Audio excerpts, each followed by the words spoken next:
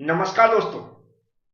आज का सब्जेक्ट है मेजरमेंट्स एंड मेट्रोलॉजी, जिसके अंदर आज हम लोग समझेंगे मेजरमेंट का इंट्रोडक्शन एंड इसके सिग्निफिकेंस। सिग्निफिकेंस का मतलब है जो मेजरमेंट्स है इसकी क्या इंपॉर्टेंस होती है। लेक्चर को समझने के लिए वीडियो पूरा देखें और जो मैं यहां पर समझाता हूं उसको भी ध्यान से सुनने की कोशिश करें। चलते हैं, आज का टॉपिक स्टार्ट करते हैं। कुछ एग्जाम्पल से मैं समझाने की कोशिश करूंगा जो हमारी डेली लाइफ में घटनाएं होती हैं, उस आधार पर आपको सिर्फ देखना है और सुनना है। यहां पर हम मान लेते हैं कि एक हमारे पास क्या है, रॉड है। इस तरह मैं रॉड बना देता हूं, यहां एग्जाम्पल के लिए ले लेते हैं। क्या एक रॉड है। नॉर्मली हम टेक्निकल भाषा में अगर इसको बोलें, जिस तरह हम इसको डिफाइन करते हैं, इसको मान लिया क्या मैंने, एक ऑब्जेक्ट है। क्या मान लिया, क्या है हमारा, एक ऑब्जेक्ट है। अब ऑब्जेक्ट है तो इसकी क्या होगी, कुछ ना कुछ लेंथ होगी। तो मैं यहां पर लिख देता हूं क्या होगी, कुछ ना कुछ लेंथ होगी। लेंथ को नॉर्मली हम बोले तो जो हमारी फिजिक्स है उसमें आपने पढ़ा होगा, ये क्या होती है हमारी फिजिकल क्वांटिटी। क्या होती है, फिजिकल क्वांटिटी। Physical quantity. तो लेंथ क्या हो गई, फिजिकल क्वांटिटी। अब हम इसको मेजर करेंगे तो यहां पर कुछ ना कुछ वैल्यू निकलेगी। मान लिया मैंने कि ये क्या निकली, यहां पर 2 मीटर निकली। क्या निकली, 2 मीटर। ये 2 मीटर क्या है, इसका मैग्नीट्यूड है। किसका, यहां पर जो लेंथ है इसका क्या है, मैग्नीट्यूड क्या है, 2 मीटर है। या बोल सकते हैं फिजिकल क्वांटिटी, इसका मैग्नीट्यूड यहां पर क्या है, 2 मीटर है। अगर हम नॉर्मली जिस तरह हमने एग्जांपल लिया इस आधार पर इसको डिफाइन करें तो हम कैसे करेंगे मेजरमेंट को डिफाइन, कि किसी भी ऑब्जेक्ट की फिजिकल क्वांटिटी को, किसी भी ऑब्जेक्ट की फिजिकल क्वांटिटी के मैग्नीट्यूड को नंबर्स में दर्शाना क्या कहलाता है, मेजरमेंट। समझ में आया, फिर से एक बार रिपीट कर रहा हूं। किसी भी ऑब्जेक्ट की फिजिकल क्वांटिटी के मैग्नीट्यूड को नंबर में दर्शाना क्या कहलाता है, मेजरमेंट कहलाता है। नंबर यहां पर क्या हो गया, 2 मीटर हो गया। यही क्या है, फिजिकल क्वांटिटी का मैग्नीट्यूड है। तो हमने फिजिकल क्वांटिटी के मैग्नीट्यूड को किस में दर्शाया, नंबर में दर्शाया। नंबर में दर्शाना मतलब हमने इस रॉड की लेंथ का पता कर लिया कि कितने मीटर है। लेकिन आपको यहां पर जो डेफिनेशन दिख रही होगी कुछ अलग दिख रही होगी। तो इसलिए वह अलग दिख रही है कि मेजरमेंट एक्चुअल में यहां पर हमने 2 मीटर तो डायरेक्ट डेफिनेशन के आधार पर बता दिया, लेकिन पता कैसे किया कि ये 2 मीटर है, उसी आधार पर इसको डिफाइन किया गया। तो आप सब लोगों को नॉर्मली आपको पता ही होगा कि जो यहां पर हमने मैग्नीट्यूड निकाला 2 मीटर, ये किससे निकाला होगा, स्केल से निकाला होगा या फिर किसी टेप से निकाला होगा, जो मेजरिंग टेप होती है। तो जो स्केल है और जो मेजरिंग टेप है इनको हम क्या बोलते हैं, प्री डिफाइंड स्टैंडर्ड। क्या बोलते हैं, प्री डिफाइंड स्टैंडर्ड। क्या बोलते हैं, प्री डिफाइंड स्टैंडर्ड। स्टैंडर्ड क्या बोलते हैं, प्री डिफाइंड स्टैंडर्ड। और जब हमें इसका मैग्नीट्यूड पता था तो इसको हम क्या बोलते हैं, अननोन क्वांटिटी या मैग्नीट्यूड। क्या बोलते हैं, अननोन मैग्नीट्यूड, अननोन मैग्नीट्यूड।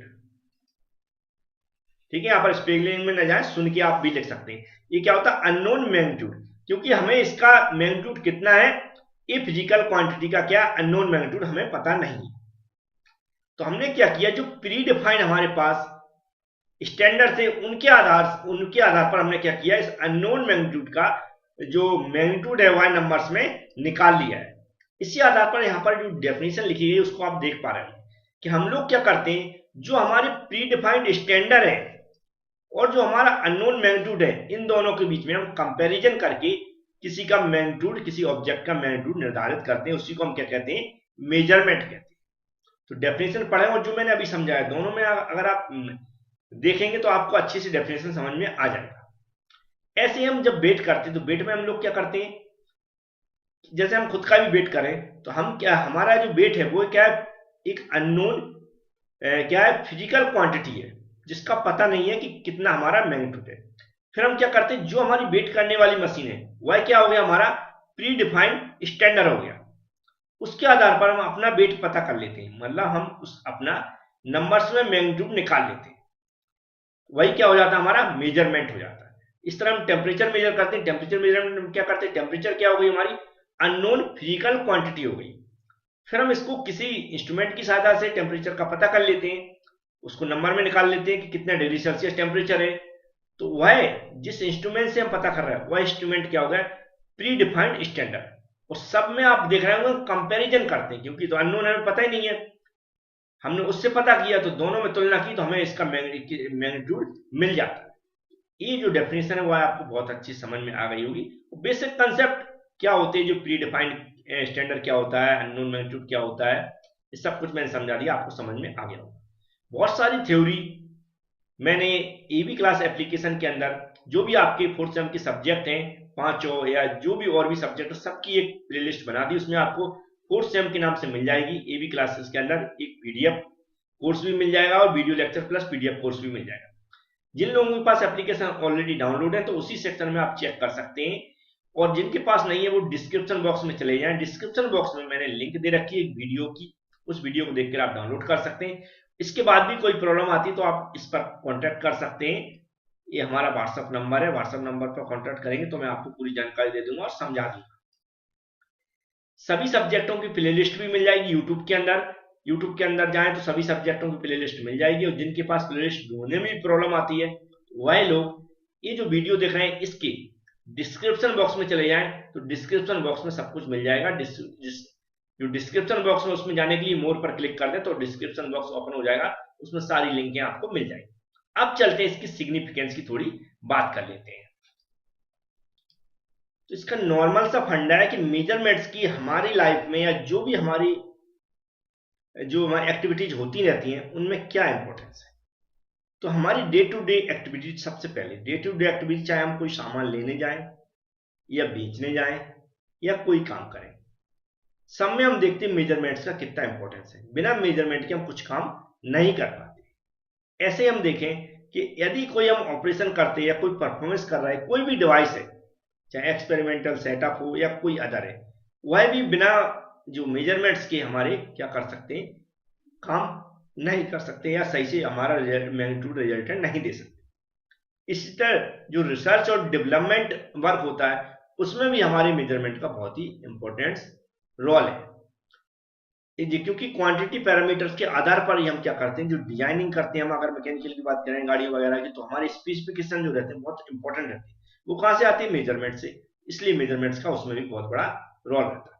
इसके अलावा हम देखें जो हमारे जो फिजिकल कंट्रोलिंग सिस्टम होते हैं वह भी कंट्रोल किस आधार पर रहते हैं, जो भी हमारे स्पेसिफिकेशन है, जो भी हमारी परफॉर्मेंस है किसी इंस्ट्रूमेंट की, वह भी उनकी किसके आधार पर रहती है, जो भी हमारे पैरामीटर्स है उसके आधार पर रहती है। और पैरामीटर कैसे डिसाइड होते हैं, वह मेजरमेंट से डिसाइड होते हैं, इसलिए हमारे इनमें भी जो भी हमारी कंट्रोलिंग सिस्टम है उसमें भी हमारा मेजरमेंट्स का बहुत ही इंपॉर्टेंट रोल है। तो ये चारों पॉइंट यहाँ पर लिखे हैं हिंदी इंग्लिश में, आप अच्छे से पढ़ लें, एक बार समझ लें, आपको अच्छे समझ में आ जाएगा और उनको नोट कर लें। चलते हैं, हम इसके कुछ और सिग्निफिकेंस है उनको भी देख लेते हैं।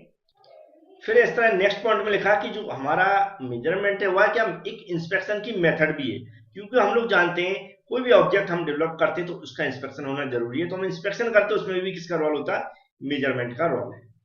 इसके अलावा यहाँ पर जो हमारा कंप्यूटर इंटीग्रेटेड मैन्युफैक्चरिंग है कि कंप्यूटर के आधार पर हम मैन्युफैक्चरिंग कर रहे हैं, कंप्यूटर के अंदर पूरी डिजाइन कर रहे हैं फिर मैन्युफैक्चरिंग हो रहा है, तो वह बिना स्पेसिफिकेशन की नहीं होता। तो कंप्यूटर के आधार पर भी हमारा बिना मेजरमेंट के काम नहीं होता, उसमें भी हमारा मेजरमेंट का क्या बहुत बड़ा रोल है।